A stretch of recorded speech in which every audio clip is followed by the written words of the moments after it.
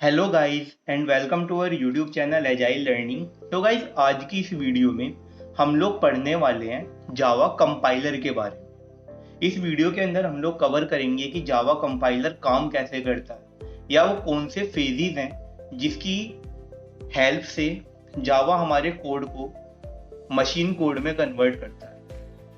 Okay, तो guys सबसे simple जो पहली स्टेज होती है, हम लोग जो जहाँ से काम करना स्टार्ट करते हैं, हम लोग सबसे पहले क्रिएट करते हैं एक जावा फाइल।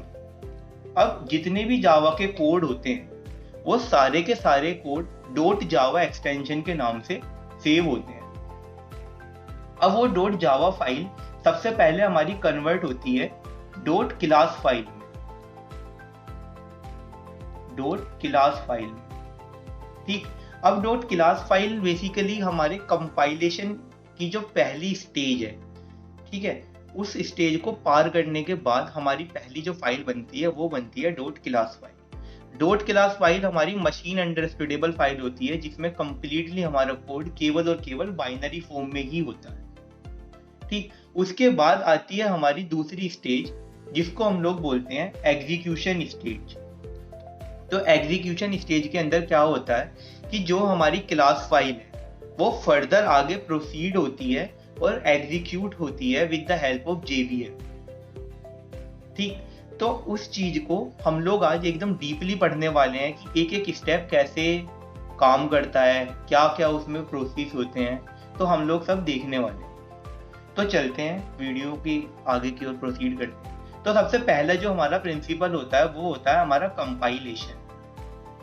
तो गाइस कंपाइलेशन प्रोसेस में जैसे कि मैंने बताया, the source file dot Java is passed through the compiler which encode the source code into a machine independent encoding known as bytecode, ठीक है। सबसे पहले जो हम फाइल बनाते हैं डॉट जावा, गाइस वो फाइल कभी भी इंडिपेंडेंट नहीं होती। वो फाइल हमेशा एक डिपेंडेंट फाइल होती है जो कि ऑपरेटिंग सिस्टम के ऊपर डिपेंड होती है। हाँ, क्योंकि हमारी जावा जो है वो प्लेटफॉर्म इंडिपेंडेंट लैंग्वेज है, तो उसको प्लेटफॉर्म इंडिपेंडेंट बनाने के लिए हम सबसे पहले जो हमारी डॉट जावा फाइल होती है उसको कन्वर्ट करते हैं डॉट क्लास फाइल में। और जो हमारी डॉट क्लास फाइल होती है वो हमारी मशीन इंडिपेंडेंट लैंग्वेज होती है, वो किसी भी मशीन के ऊपर चल जाती है, ठीक। तो कुछ हमारे पास ऐसे फेजेस होते हैं जिनको कन्वर्ट करना पड़ता है, जिनको पास करना पड़ता है एक हमारी डॉट जावा फाइल को, उसके बाद वो हमारी उस फेज में पहुंचती है। इस चीज को और थोड़ा सिंपल वे में समझते हैं। ये हमारी एक डॉट जावा फाइल है, ठीक। ये जो हमारी फाइल है ये अभी पूरी मशीन के ऊपर डिपेंड है, ये मशीन इंडिपेंडेंट फाइल नहीं है। उसके बाद जब हम इसके ऊपर अपना कंपाइलेशन प्रोसेस अप्लाई करेंगे, कंपाइल हो जाएगी, उसके बाद ये एक और फाइल जनरेट करेगी जो कि कंप्लीटली बाइनरी फॉर्म में होगी, ठीक। और ये जो हमारी फाइल होगी ये फाइल हमारी सिंपल भाषा में होगी, यानी कि सिंपल लैंग्वेज में, जो कि हम लोग जनरेट करते हैं, और ये वाली फाइल हमारा कंपाइलर जनरेट करता है, ठीक है। अब चलते हैं अपनी वीडियो को आगे प्रोसीड करते हैं। तो सबसे पहले जो हमारा कंपाइलर होता है वो काम कैसे करता है, उसके जो पहला स्टेप होता है वो होता है पार्सिंग। सबसे पहले जो हमारा कंपाइलर है वो हमारी फाइल को, हमारे कोड को अच्छे से रीड करता है, ठीक है। उसके बाद वो उसे AST फॉर्म में कन्वर्ट कर देता है। अब ये AST क्या होता है? AST होता है हमारा एब्स्ट्रैक्ट सिंटैक्स ट्री। अब एब्स्ट्रैक्ट सिंटैक्स ट्री काम कैसे करता है? सपोज हमारे पास कोई एक एक्सप्रेशन है, एक्सप्रेशन मतलब एक छोटा सा ऑपरेशन है जिसे हमें परफॉर्म करना है, तो उसके अंदर ही ऑपरेशन है 2 × 7 + 3। अब एक्सप्रेशन क्या करता है, सॉरी AST क्या करता है, हमारी एक्सप्रेशन को टोकन में डिवाइड कर देता है। टोकन क्या होते हैं? टोकन होते हैं हमारे smallest unit of A code, एक छोटे से छोटा यूनिट, ठीक है, जो कि अपने आप में कंप्लीट सेंस बनाता है। कैसे? अब ये एक्सप्रेशन है तो इसके अंदर 2 × 7 अपने आप में एक कंप्लीट पार्ट है, ठीक है। इसके ऊपर हम लोग ऑपरेशन कर सकते हैं कि हमें 2 की मल्टीप्लाई करनी है 7 से, बट अब अगर हम केवल ध्यान दें, इस कोड को इतना ब्रेक कर दें और अगर फोकस करें केवल +3 के ऊपर, तो +3 अपने आप में कुछ नहीं दर्शा रहा। यहाँ +3 एकदम बेकार है, वो अकेला कुछ नहीं कर पाए। ठीक है, तो इस चीज को हमारा जो AST होता है वो ब्रेक डाउन कर देता है। ब्रेक डाउन कैसे करता है कि अब ये क्या है कि ये टोकन हमारी नजरों में एक ये हो गया, एक ये हो गया, तो ये AST की जो पार्सर है उसके लिए एक टोकन ये हो जाएगा और एक टोकन ये हो जाएगा। Then 2 into 7 is further divide. तो in this way, like first of all it takes this token, तो 2 into 7, ठीक है। उसके बाद हमारे पास एक अलग ऑपरेटर है प्लस, ठीक, उसको ऊपर ये ऑपरेशन अप्लाई करेगा जब ये वाला टास्क इसका कंप्लीट हो जाएगा। उसके बाद ये इसको एक सिंगल यूनिट कंसीडर करेगा और उसके बाद ये जो भी रिजल्ट 2 into 7 का आएगा उसमें 3 ऐड कर देगा। ठीक, उसके बाद अगर हम एक और एग्जांपल देखें तो 2 into 7 + 3, तो इसमें क्या हो रहा है कि ये जो ब्रेसेस लग रहे हैं, ब्रेसेस अपने आप में एक कंप्लीट टोकन है, तो ये 7 + 3 को एक कंप्लीट फॉर्म में लेगा और 2 into मल्टीप्लाई एक सेपरेट टोकन होगा। तो 7 + 3 सबसे पहले ऑपरेशन परफॉर्म करेगा 7 + 3 के ऊपर। 7 + 3 का जो भी आंसर आएगा वो उसको फिर 2 की उसके साथ मल्टीप्लाई कर देगा। गाइस देख रहे हो कि मतलब यहाँ दोनों की दोनों जो हमारी एक्सप्रेशन है, एक्सप्रेशन सेम है ना, बट क्या हो रहा है कि लिखने का तरीका अलग अलग होने की वजह से जो हमारा ऑपरेशन है वो अलग अलग परफॉर्म करेगा और अलग अलग ही उसके रिजल्ट आएंगे। तो ये काम होता है हमारे पार्सर फेज में, यानी कि जो सबसे पहले हमारा कोड होता है वो AST ट्री की फॉर्म में बन जाता है। उसके बाद क्या होगा कि जो हमारा AST ट्री होगा उसके अंदर हम पार्टीशन करेंगे और जनरेट होगी हमारी सिंबल टेबल। अब सिंबल टेबल क्या होती है? सिंबल टेबल होती है हमारी एक टेबल जो कि हमारे कोड को ब्रेक डाउन कर देती है एक टेबल की फॉर्म में। फॉर एग्जाम्पल ये हमारा एक फंक्शन है, ठीक। गाइज मैं आपको रिकमेंड करूंगा कि ये वाली वीडियो आप लोग कुछ वीडियो के बाद देखो, जब मैं आपको मतलब ऑपरेटर आपको पता होंगे, फंक्शंस आपको पता होंगे, तो आपको ये चीजें बहुत अच्छे से समझ में आ जाएगी। ठीक है, तो अब हम क्या देखते हैं कि ये एक हमारा फंक्शन है, इसको हमें सिंबल टेबल में कन्वर्ट करना है। ठीक, तो इसको कैसे करेंगे? सबसे पहले हम एक वेरिएबल उठाएंगे फू। फू क्या है? फू यहाँ पे हमारा फंक्शन का नेम है। तो यहाँ हमारा फंक्शन है और ये किस टाइप का फंक्शन है? ये फंक्शन है डबल टाइप का, तो इसका डेटा टाइप हो गया डबल। और इसका स्कोप क्या है? स्कोप है इसका ग्लोबल। ग्लोबल मतलब ये पूरे कोड में कहीं भी यूज हो सकता है। ठीक, उसके बाद हमारी जो अगली चीज आ गई वो आ गई हमारा एक नया वेरिएबल जिसका नाम है सम।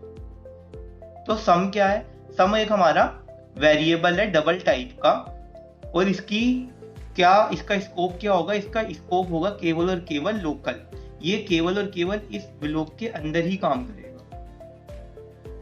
ठीक है, अगला जो हमारा वेरिएबल आता है वो आता है काउंट। अब काउंट क्या है? काउंट है इसका जो पैरामीटर हम लोग पास कर रहे हैं। ठीक, फंक्शन के अंदर हम एक पैरामीटर पास कर रहे हैं, तो वो किस टाइप का हो गया? वो हो गया हमारा इंटीजर टाइप का। और ये इसका स्कोप क्या है? स्कोप है इसका फंक्शन पैरामीटर। ठीक, अगला जो वेरिएबल है हमारा वो है हमारा आई। आई क्या है? आई इस लूप के अंदर चलने वाला एक वेरिएबल है। किस टाइप का? इंटीजर टाइप का। और इसका जो स्कोप है वो केवल जब तक ही है जब तक हमारे फॉर लूप का स्टेटमेंट है। ओके, तो गाइस मैं आपको एक बार फिर से रिकमेंड करूंगा कि आप ये वाली वीडियो एक बार फंक्शंस पढ़ने के बाद आप लोग इसे दोबारा से देखिएगा, जब आपको एकदम सीन क्लियर हो जाएगा। अगर आप लोग बिल्कुल फ्रेश हो, एकदम प्रोग्रामिंग में आपको नहीं आता कुछ भी, तो आई थिंक ये थोड़ा आपके लिए टिपिकल होने वाला है। ठीक है, बट कोई नहीं, हम लोग इसे समझने की कोशिश करेंगे आगे और इजी लैंग्वेज में। तो गाइस सिंबल टेबल में कन्वर्ट होने के बाद हमारा जो अगला प्रोसेस होगा वो होगा प्रोसेस एनोटेशन का। तो प्रोसेस एनोटेशन के अंदर क्या होगा? प्रोसेस एनोटेशन के अंदर सपोज ये हमारा एक छोटा सा ब्लॉक है कोड का, ठीक, तो इसके अंदर एक एनोटेशन है एग्जाम्पल। एनोटेशन क्या होती है? एनोटेशन बेसिकली क्या काम करता है कि हमारे कंपाइलर को इंडिकेशन देता है कि भाई यहाँ से हमारा एक नया टास्क शुरू हो गया। ठीक, इसका कोडिंग के अंदर कोई सेंस नहीं बन, मतलब कोडिंग के अंदर इसका कोई आउटपुट जनरेट नहीं होता, लेकिन हमारे कंपाइलर को समझने में आसानी होती है with the help of annotation. तो होगा क्या कि ये जब तक हमारा एनोटेशन के अंदर से एनोटेशन का प्रोसेस जो है, जब तक इसे नई नई एनोटेशन मिलती रहेंगी, ये अपना काम करता रहेगा, और जैसे ही इसका एनोटेशन प्रोसेस एनोटेशन कंप्लीट हो जाएगा, ये हमारे कोड को एग्जीक्यूट कर देगा, कंपाइल कर देगा। ओके, तो चलते हैं अब अपनी अगली स्टेप की तरफ। अगला स्टेप है हमारा एट्रीब्यूट। तो यहाँ पे जाने के बाद ये चेक करेगा हमारे एट्रीब्यूट। अब एट्रीब्यूट क्या होते हैं? एट्रीब्यूट होते हैं, जैसे हमारा ये कोड हो गया कि इसके अंदर एट्रीब्यूट क्या है हमारा, सम। सम मतलब जितने भी हम लोग एट्रीब्यूट होते हैं हमारे, जितने भी हम लोग डेटा टाइप के साथ जितने भी हम लोग वेरिएबल डिफाइन करते हैं, उनको हम एट्रीब्यूट बोलते हैं। जैसे कि यहाँ पे सम हो गया, आई हो गया, ये सारे के सारे हमारे इस फंक्शन के एट्रीब्यूट है।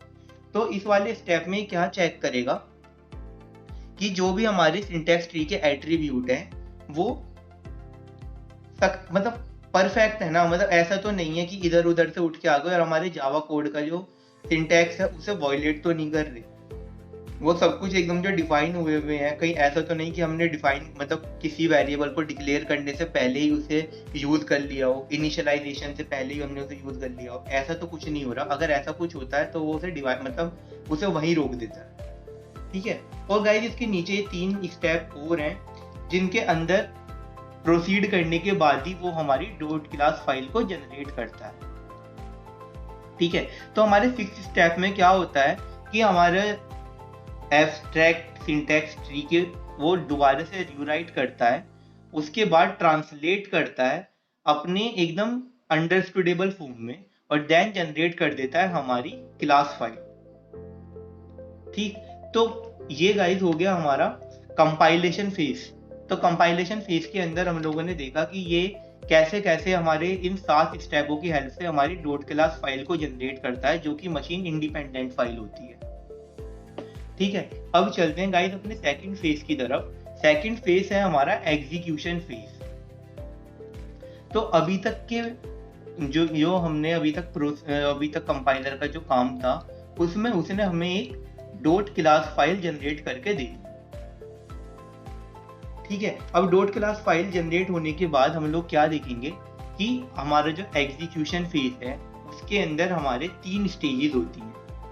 3 स्टेजेस कौन कौन सी होती हैं? सबसे पहली होती है क्लास लोडर, दूसरा बाइट कोड वेरीफायर, और तीसरा JIT यानी कि जस्ट इन टाइम कंपाइलर।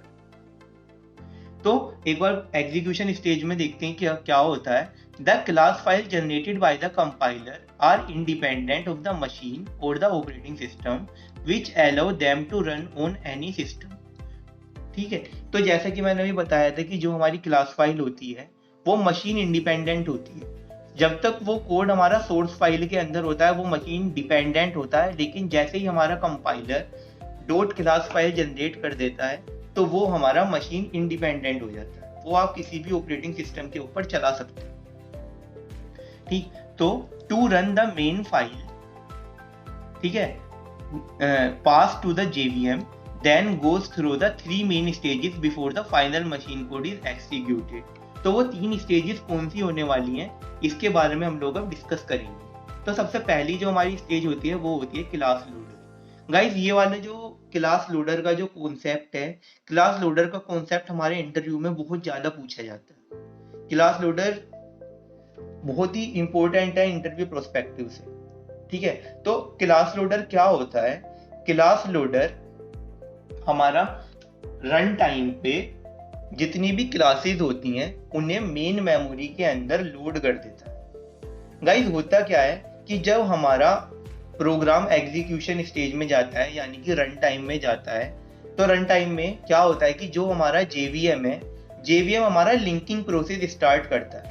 यानी कि हमारे पास जो मेन फाइल होती है उस फाइल से जितनी भी फाइल हमारी अटैच्ड है, जैसे सपोज करो हमारे पास एक मेन फाइल है ये, तो इस फाइल से हमारी जितनी भी फाइल अटैच है, अब ऐसा तो है नहीं कि बड़े बड़े प्रोजेक्टों के अंदर केवल एक ही फाइल होती है, तो इसके अंदर हमारी जितनी भी डॉट क्लास फाइल हमारी अटैच हैं वो सबके सबको रन टाइम पे हमारे जो JVM है उन्हें लिंक करता है ठीक है, तो उन्हें लिंक करने के लिए ही हमारा क्लास लोडर इंपॉर्टेंट होता है। तो क्लास लोडर का क्या काम होता है कि लिंकिंग के टाइम पे वो हमारी जो क्लास फाइल होती हैं उनको मेन मेमोरी के अंदर फिट कर देता है।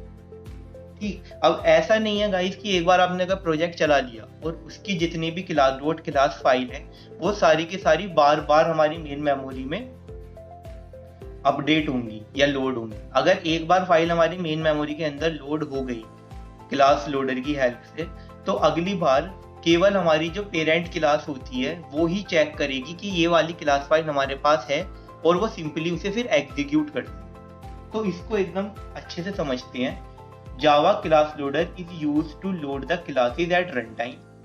ठीक है, तो जावा क्लास लोडर यूज करता है हमारी क्लासेस को रन टाइम पे लोड होने के लिए। ठीक, in other word JVM perform the linking process at runtime. Classes are loaded into the JVM according to the need. तो जैसा मैंने बताया कि जो हमारा JVM है वो लिंकिंग प्रोसेस करता है रन टाइम पे और classes are loaded into the JVM। तो जितनी भी हमारी क्लासेस डॉट क्लास फाइल की जरूरत होती है वो हमारी मेमोरी के अंदर लोड हो जाती हैं, जितनी भी जरूरी होती हैं। ऐसा नहीं कि सारी की सारी हो जाएंगी। ठीक है, तो जावा class loader is based on three principles, that is delegation, visibility and uniqueness। ठीक है, तो जो हमारा क्लास लोडर होता है वो तीन प्रिंसिपल के ऊपर बेस होता है, डेलीगेशन, विजिबिलिटी और यूनिकनेस। अब डेलीगेशन प्रिंसिपल क्या कहता है? Delegation principle it is forward that request for class loading to parent class loader, it only load the class if the parent does not find the load class। तो होता क्या है guys कि अगर हमारा जब रन टाइम पे हमारी फाइलें जो क्लास लोडर मेन मेमोरी में लोड करता है, एग्जीक्यूशन के टाइम पे हमारा जीवीएम उन सबको देखता है। ठीक है, अगर वो सारी की सारी उसे वहां पे मिल जाती हैं, वो पहले से ही मेमोरी के अंदर लोड है, तो वो सिंपली एग्जीक्यूट हो जाएगा। अदरवाइज वो क्लास लोडर को कॉल करेगा और क्लास लोडर उनके पेरेंट क्लास को कॉल करेगा कि उसकी जितने भी रिलेटेड क्लासेस हैं वो उनको एक जगह इकट्ठा करके मेन मेमोरी में लोड कर दे। ठीक, तो इसको आप एक एग्जांपल के उससे समझो कि सपोज आप एक क्लास के अंदर हो और वहां पे आपके ग्रैंडफादर फादर का नाम लिखा गया है और आपको सपोज उनके बारे में कोई इंफॉर्मेशन देनी है। ठीक है, तो ऐसा तो है नहीं कि अब एग्जीक्यूशन के टाइम पे मतलब अगर टीचर आपको कोई इंपॉर्टेंट फॉर्म फिल कर रही है और वो फाइनली आपको बोर्ड के पेपर के लिए आपको चाहिए वो इंफॉर्मेशन, तो अब वो टीचर ऐसा तो है नहीं, ऐसा तो करेगी नहीं कि पहले आपके पापा को फोन करेगी फिर आपके ग्रैंडफादर को अलग कॉल करेगी। वो क्या काम करेगी, वो एक बार आपको कॉल करेगी, आपको बुलाएगी और अब आपके फादर और ग्रैंडफादर के बारे में वो सारी इंफॉर्मेशन कलेक्ट करके और फॉर्म को आगे फॉरवर्ड कर देगी। ठीक है, तो गाइस वही काम यहाँ पे डेलीगेशन प्रिंसिपल का उन्होंने बोला है कि अगर आपको मेन मेमोरी के अंदर हमारी क्लास फाइल को फिट करना है या लोड करना है, ठीक, और अगर आपको उस टाइम पे कोई फाइल मिसिंग है तो आप ऐसा नहीं कि आप सारी की सारी फाइल को दोबारा से लोड करोगे, नहीं, आप उसकी पेरेंट क्लास के पास जाओगे और उस पेरेंट क्लास के पास चेक करोगे कि जितनी भी फाइल वहां पे हैं उनके अलावा भी कोई फाइल अगर रिक्वायर है तो आप उसको बोलोगे कि भाई तू अपनी फाइल को जाके इकट्ठा कर और देन आप उसको मेन मेमोरी में लोड कर दो।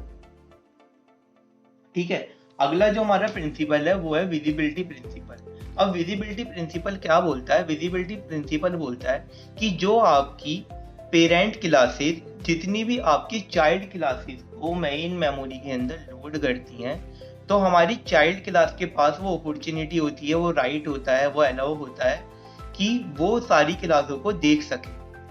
ठीक है, बट हमारी पेरेंट क्लास के पास ये राइट नहीं होता कि वो हमारी चाइल्ड क्लास जितनी भी मतलब चाइल्ड क्लासेस लोड होती हैं, जितनी भी हमारी चाइल्ड क्लास और क्लासेस को लोड करती हैं उन सब के बारे में समझ सके।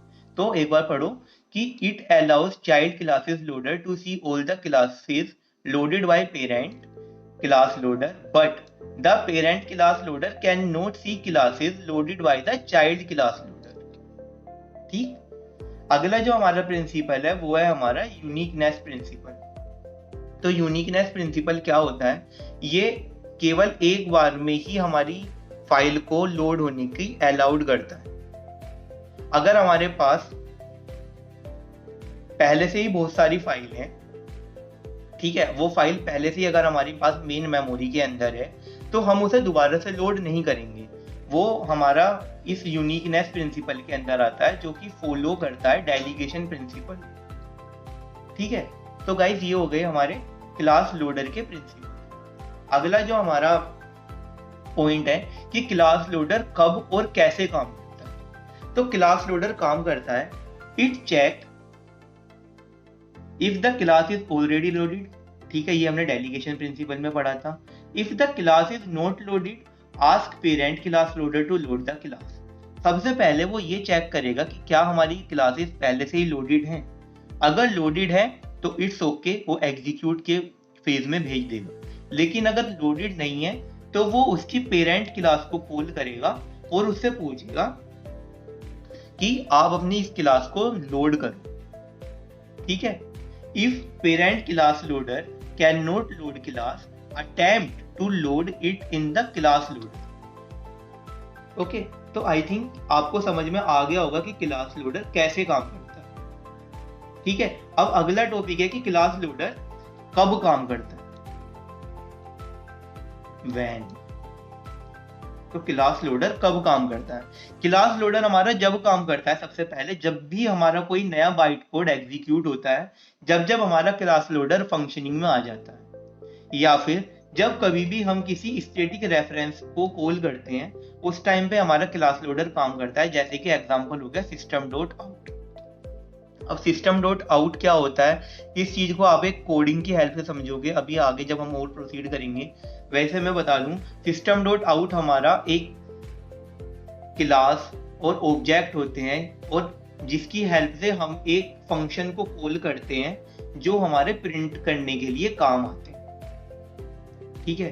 चलते हैं अपने आगे की स्लाइड की तरफ।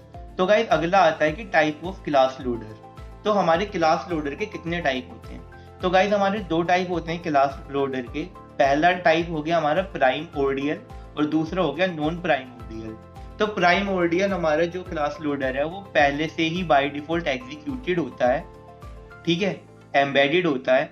और जबकि जो हमारा नॉन प्राइम ऑर्डियल है वो हमें कस्टम करने की अपॉर्चुनिटी देता है कि अगर हम चाहें तो अपने क्लास लोडर के तरीके को कस्टमाइजेशन कर सकते हैं। गाइस एक इंपॉर्टेंट पॉइंट ये है कि non primordial class loader if defined is preferred over the default one to load class.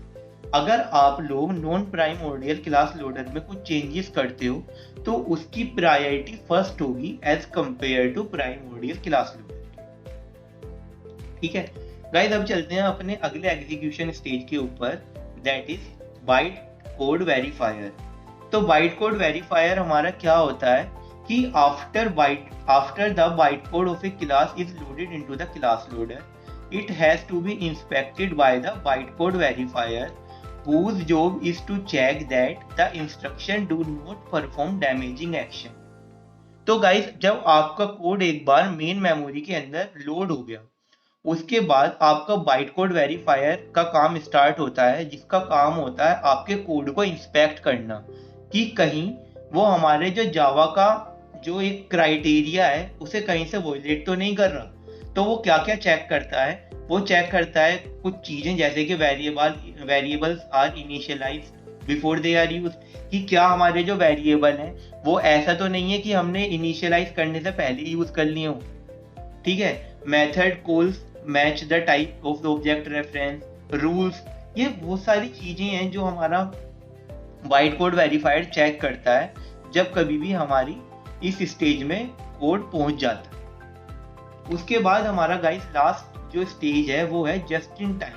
तो जस्ट इन टाइम हमारी फाइनल स्टेज होती है जावा प्रोग्राम को एग्जीक्यूट करने के लिए, ठीक है। And its job is to convert the loaded byte code into machine code. तो इसकी जो हमारा जो मेन काम होता है वो काम होता है कि जब कभी भी हमारा कोड बाइट कोड वेरीफाइड हो जाता है, ठीक है, बाइट कोड वेरीफायर से। उसके बाद जस्ट इन टाइम कंपाइलर क्या करता है कि वो हमारे मशीन कोड में कन्वर्ट कर देता है, ठीक है। When using a JIT compiler the hardware can execute the native code as opposed having the JVM interpret the same sequence of bytecode repeatedly and incurring the penalty of relatively length translation process, ठीक है। This lead to performance gains in the execution speed unless method are executed less frequently। तो guys अगर इस चीज को short भाषा में समझें तो क्या होता है कि उसके बाद जब हमारा कोड सक्सेसफुली JIT के पास से क्रॉस हो जाता है, उसके बाद देन हमारा कोड इंटरप्रेट होकर डायरेक्ट एग्जीक्यूट हो जाता है। तो JIT जो हमारा जस्ट इन टाइम कंपाइलर होता है वो रेस्पॉन्सिबल होता है हमारे बाइट कोड को मशीन कोड में कन्वर्ट करने के लिए, ठीक है। तो अब चलते हैं अपनी अगली स्लाइड के ऊपर जो कि एक हमारी समरी है। समरी के अंदर गाइस हम देखेंगे सबसे पहले एक हमारे पास जावा का सोर्स कोड है, ठीक है। तो जावा का जो सोर्स कोड है, तो जावा का सोर्स कोड सबसे पहले हमारा कंपाइल होगा, और कंपाइल कौन करेगा उसे, जावा सी, जो कि हमारा JDK के अंदर बाय डिफॉल्ट आता है, ठीक है। तो उसके बाद कंपाइल होने के बाद जनरेट होगा हमारा बाइट कोड, ठीक है। तो गाइस जैसे कि आपको पता है कि जो हमारा सोर्स कोड होता है वो डिपेंडेंट होता है ऑपरेटिंग सिस्टम के ऊपर, लेकिन जो हमारा बाइनरी कोड होता है वो मशीन इंडिपेंडेंट होता है। वो मशीन इंडिपेंडेंट होता है हमारे कुछ स्टेप के बाद जो कि हम फॉलो करते हैं कंपाइलर फेज में, यानी कि कंपाइलेशन फेज में। उसके बाद जो हमारा बाइट कोड है, बाइट कोड हमारा जाता है JVM में। JVM यानी कि जावा वर्चुअल मशीन, उसके अंदर हमारे ये तीनों जो एग्जीक्यूशन स्टेजेस हैं ये परफॉर्म करती हैं ऑपरेशन, एंड देन हमारा जनरेट हो जाता है नेटिव कोड, ठीक। तो गाइस इस तरीके से हमारा जो कंपाइलर है वो शुरू से लेके एंड तक हमारे सोर्स कोड को बाइनरी कोड में कन्वर्ट करता है। मैं एक बार आपको फिर से रिकमेंड करूंगा कि आप लोग ये वाली जो वीडियो है इसको फंक्शन पढ़ने के बाद अगर आप लोग एक बार दोबारा से देखोगे तो आपको इजीली अंडरस्टूडेबल हो जाएगा कि आप कितनी आसानी से जावा के कंपाइलर को पढ़ सकते हो, ठीक। तो गाइस कैसी लगी आपको ये वीडियो एक बार हमें कमेंट करके जरूर बताएं, और गाइस इसके प्रॉपर नोट्स आपको डिस्क्रिप्शन बॉक्स में मिल जाएंगे, तो आप लोग एक बार उन नोट्स को पढ़ना, बहुत इजी लैंग्वेज में आपको इजीली समझ में आ जाएंगे। और हो सकता है कि कुछ चीजें ऐसी हैं जो मैं यहाँ पे एक्सप्लेन नहीं कर पाया due to the shortage of time, तो आप लोग उन नोट्स को एक बार पढ़ना प्रॉपरली, तो आपको एक एक चीज एकदम इजीली समझ में आ जाएगी, ठीक है। तो गाइस मिलते हैं अपनी अगली वीडियो में, जब तक के लिए टेक केयर, गुड बाय।